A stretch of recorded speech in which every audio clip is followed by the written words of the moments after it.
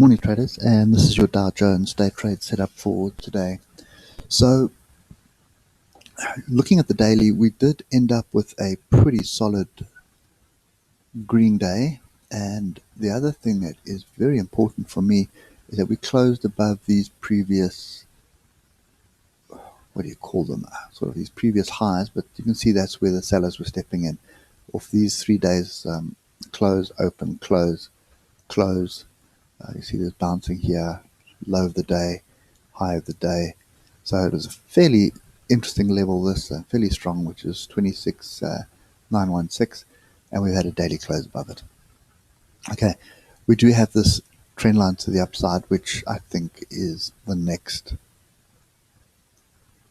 level of resistance. Okay, lastly, I want to put in this level here at 27,147, because that, ladies and gentlemen, is a cup and handle. Okay, now if I look at the S&P is hovering at an all-time high, fairly close, and if it does break above there, it's going to be really telling. Today we've got Google results, both Google companies coming out, and we've also got the Fed's meeting, so we should hear some news on Wednesday on the Feds. So both of those have the potential to drive this market hard in either direction. Okay, but my bias at the moment is it's going to be an up move. Okay, so basically what I'm looking at is a break above the cup and handle of 27,147. My conservative view is, and I say conservative because I'm not measuring it from the break, I'm measuring it as a measured move, will be 27,757. Okay, so let's just look at, let's delete that one. So we had this week of consolidation, which is also a head and shoulders. Okay, shoulder, head, shoulder. So it's inverse head and shoulders. So what I am also looking for here is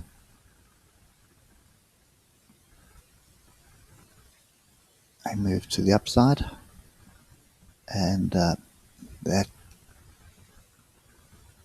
brings us above these previous highs. Okay, let's just put a level in there so we can just ascertain what that is. Okay, we do have some tails here. Tails to the top, tails to the bottom. So yes, that is definitely a logical play. Okay, let's just tidy this up and let's see what we have today. So at the moment we've had a gap up. We had this little consolidation pattern here.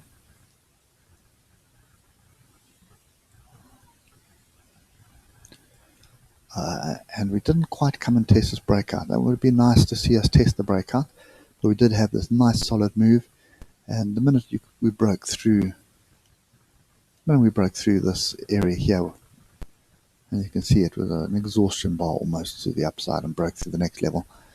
But this trend is very strong to the upside on the hour, and that's what we want to be doing, is trading to the upside.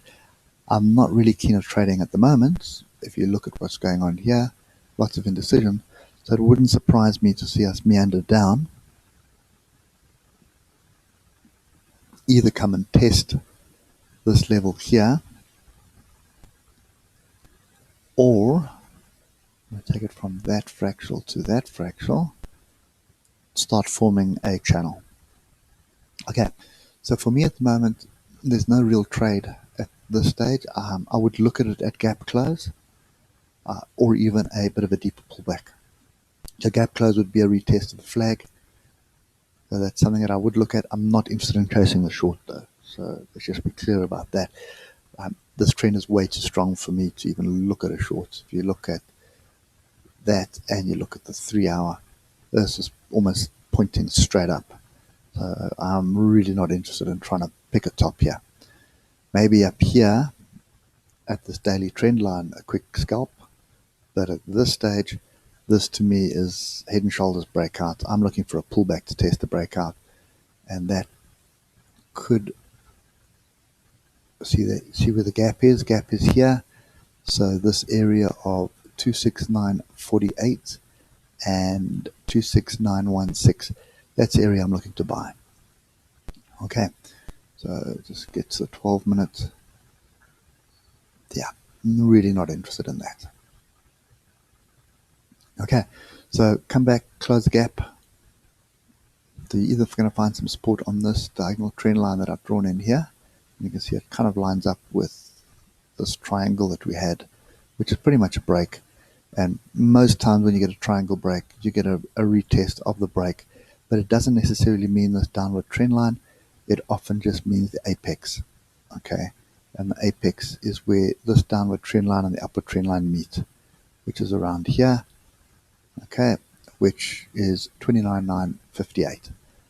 Okay, so I have a pretty big zone here that I'm looking for, where I'm expecting buyers to step in. So 26,958, 26,948, and 26,916. Okay, nice thing about this is worst case scenario is 52-point stop loss. Okay, and that's a nice, decent stop loss for this market. So that's my view on this. Looking for longs, but looking for the pullback. And if we just head across to the Ichimoku, look, see if we can find our confirmation here. So firstly, on the hour, you can see we haven't had a crossover, but it sort of was looking like a bit of chaos to come. And we've now, with this gap up, you can see Chikuspan is through. It was through quite some time ago, but Kijisen and Chikunsan are flat, which indicates a range. So I would expect price to come back down here. Technically, you could always run your stop below Kijinsen, which would give you enough wiggle room, but also increase your risk substantially. 4 hour is a break of the cloud. Chikuspan is through. Crossover, we just don't have a twist. So we've got 2 out of 3 bullish signals. So again, I would expect some form of a pullback either to the cloud, and you can see there's lots of breakouts here.